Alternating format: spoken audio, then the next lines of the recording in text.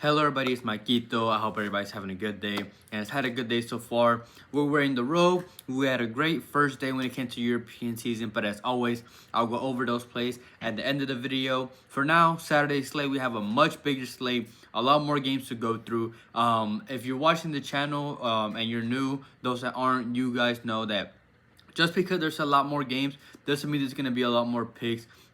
Quality over quantity always, especially when it comes to sports betting. So I have some plays that I like. I have 2 player props plays and 2 money line plays. So as always, if I do have any added plays, which I do anticipate having them more likely for this slate because it's much larger, it would be in the pinned comment in this video later tonight or more than likely tomorrow when lineups are out. So lineups usually come out about an hour, a little before an hour of the game starting. So that's when we kind of know what lineups are and stuff like that. But European season is where I'm most knowledgeable at. Hopefully we can keep the streak or start a streak, I guess you can say, of the second day of the European season. But other than that, I'll just get straight into the plays.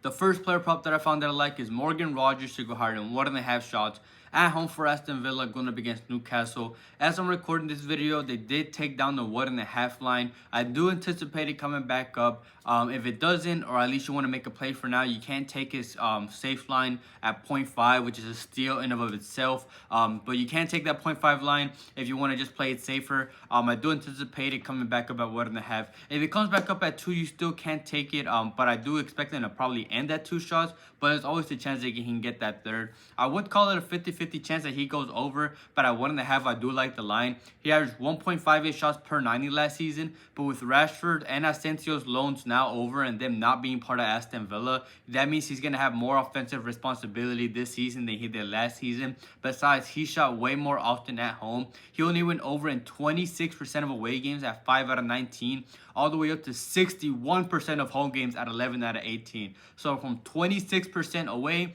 up to 61% at home. So he's pretty versatile.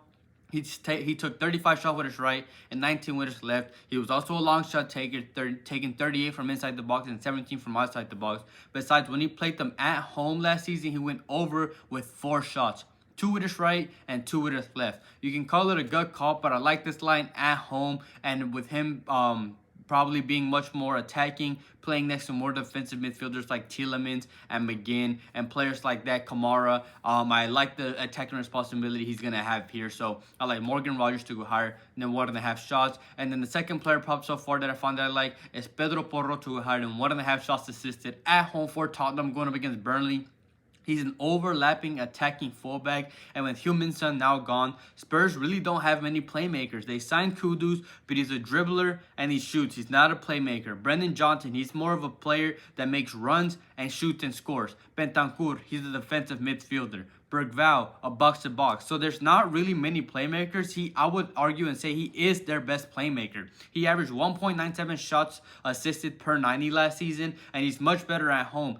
This play only had a 14% hit rate away, 2 out of 14 games, all the way up to 74% with 14 out of 19 game at home. So from 14% away up to 74% at home. That's a 60% difference. And if you look at those misses, he missed 5 times at home. 4 of those were against top 10 defenses. And while Burnley were a great defense last season, it was the championship. So now they're in the Prem playing much better offenses. But 2, they still allowed a decent amount of shots. And if they controlled possession not last season, but again, it was against weaker opposition. When they played teams that were able to control around 50% of the ball, they gave Sheffield United 15 shots. They gave Norwich City 12, Coventry 14. They gave Cardiff City 9.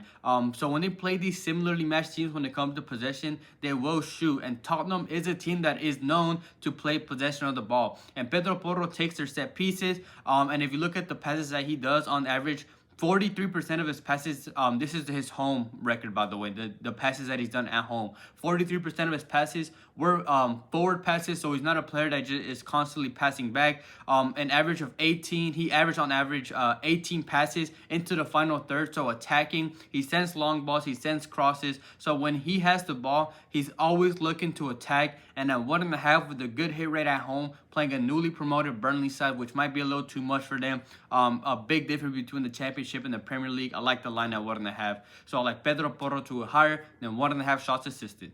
Before I get into my money line play, as always, I would really appreciate if everybody took a second to like the video and comment as well. It just takes a second, and it's a great way to support the channel, whether it's just showing your support, which I love as well, or just asking questions about soccer, because I know a lot of you guys that make these bets and watch these videos do it because I'm the one posting them, not because you know much, which I appreciate as well. And if you're not subscribed, please subscribe, turn on notifications so you're notified when these videos are out. And I do also let y'all know in my Discord when the video goes out publicly. Link for that is in the description as well.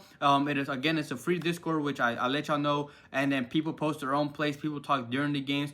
Good community that I have over there, so if you're interested in that, link for that in the description. And all the pictures that you see on the screen is from a data app called Outlier. That's where I see all the matchups when I talk about the matchups. For example, with Porro, when I talked about the forward passes, all of that is available in Outlier. My link for that is there. You get a 7-day free trial, so if you're interested in trying that, link is there as well. And I really want to thank anybody who supports me in any way. We hit day 1 of the ladder challenge, so we're on to day 2, and I have this slip for -104. And the first play is Fulham to score away from home going up against Brighton. Fulham have essentially the exact same team they did as last season, so they have the same offense. So when it comes to looking at percentages from last year, it's still pretty good because they have the same team.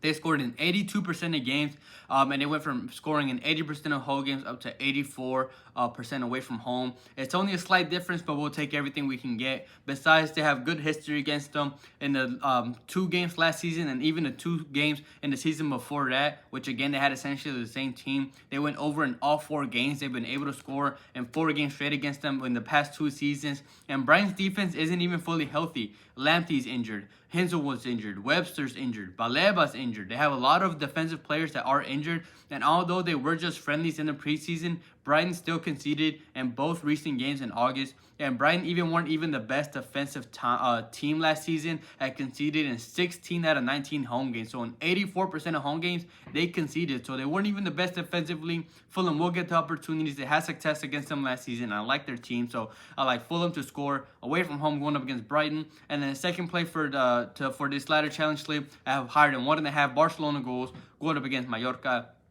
They were a goal-scoring machine last season, and I expect that to happen again. They were looking strong in the preseason as well. In the 4 games that they played, they scored 3 goals, 7 goals, 5 goals, and 5 goals. And while, again, they are just friendlies, it is still a good sign. And even though they scored last season 52 goals at home and 50 goals away, which is pretty even, they were more consistent when it came to scoring 2+ when they played away.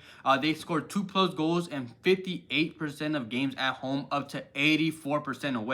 So from 58 to 84 away. So they were much more consistent when it came to scoring 2+ goals when they played away. And when they played at home, they were much more. Sometimes they'd win 1-0. Next thing they might win like 4 or 5-0. So when it came to away, they were much more consistent. And games against Mallorca support this, because when they played them at home, they scored 1. But when they played them away last season, they scored 5. And even with Lewandowski out, they still have Ferran and possibly Rashford. I don't think they will have him due to registration issues, but they still have Ferran, who played great for them last season as well. And Mallorca last season conceded 21 and 19 at home, so they on average they conceded 1.1 goals and conceded in 74% of games at home as well. 14 out of 19, they weren't able to keep a clean sheet.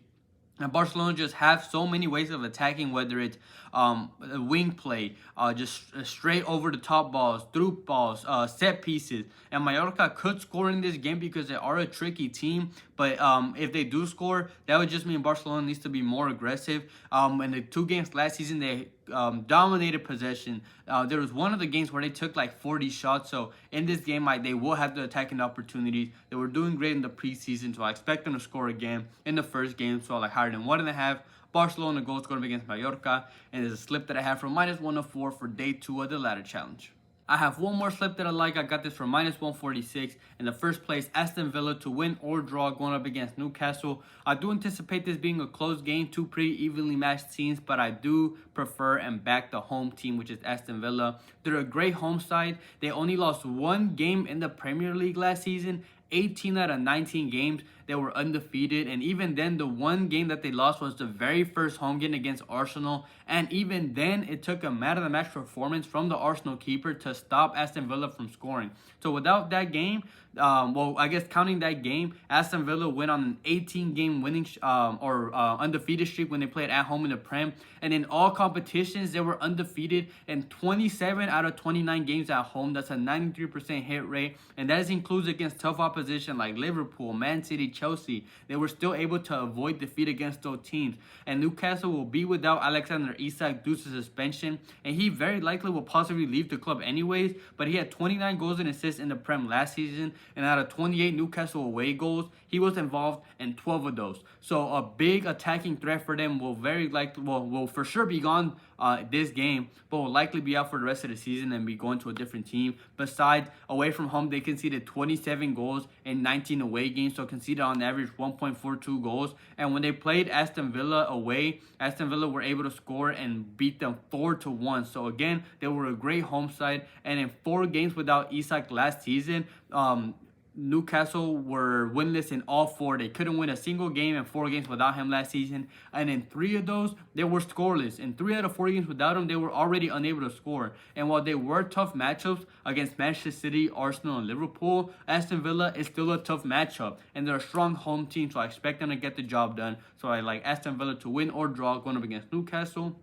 And then the second play that I have is in the MLS, and that's Charlotte FC to win or draw going up against Real Salt Lake. They're another strong home side. They have the 4th best home defense in the league, playing a team that struggles offensively away from home. The Real Salt Lake have only scored 12 goals in 13 away games, and it will be without Diego Luna due to suspension, who's arguably their best player. But he himself has 6 goals and assists away from home. So from the 12 total Real Salt Lake goals, he's been involved in 50% of them, and now they will be without them. Besides, performance-wise, Charlotte are coming off a 1-0 away game win to Cincinnati, while Real Salt Lake opposingly had just lost 2-1 away from home to New York Red Bull, so they're already in better form. Charlotte's a pretty clinical team, scoring 38% of the shots on target, while Real Salt Lake is the opposite, not a clinical team, only converting 25% of the shots on target. And Charlotte's goalkeeper is also coming off their man-of-the-match performance against Cincinnati, which so does, but it comes in favor with us here, who on average has saved 70.6% of shots on target this season, which is really good. And Real Salt Lake are winless in 10 out of 13 away games, with a 77% hit rate. So Charlotte, strong home side, and Real Salt Lake already struggle offensively, now without their best players, so I expect the home team to get it done as well. So like Charlotte FC to win or draw going up against Salt Lake, pro with Aston Villa, and I have this flip for -146. Thank you everybody for watching. Quickly going over last video's picks. We did great. We swept the day. We had Gerard Moreno hard in 2 shots. He got injured like a minute or 2 after the second half, but he had already hit by the first half, so he came through. And then Salah was a sweat. He was able to get his 3rd shot in the last minute of the game, so he pushed, but he still didn't miss, which is good for us. And then I mentioned earlier, we hit day 1 of the ladder challenge. Liverpool and Villarreal were both able to score 2 goals, so they came through. We had a great first day, and hopefully we can have another great day for Saturday's slate. And hopefully you'll see me in the next video wearing this. Like I mentioned before, if I do have any added plays, they will be in the pinned comment in this video, so keep an eye out for those if you do want more plays. Not guaranteed, but if I do like something, I will post it there. Other than that, I hope everybody has a good night, a good day, and we can cash out tomorrow.